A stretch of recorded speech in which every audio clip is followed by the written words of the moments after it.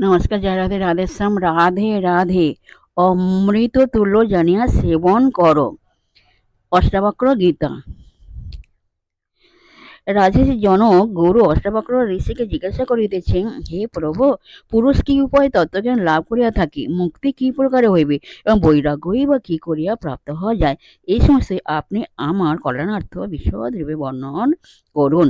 মুক্তিকামী সমাগত শ্রদ্ধালু শিষ্যকে পরম কারণে জ্ঞান বিজ্ঞান সম্পন্ন অষ্টাবক্র মণি সমধমাদি জ্ঞান সাধনে উল্লেখপূর্বক মোক্ষ হেতু তত্ত্বজ্ঞানের উপদেশ দিতেছেন।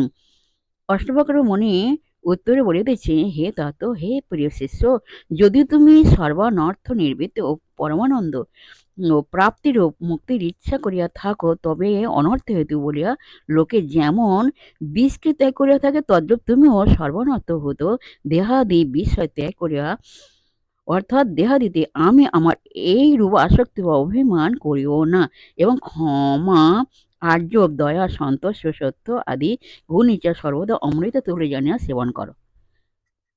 জয় রাধে, রাধেশ্যাম, রাধে রাধে।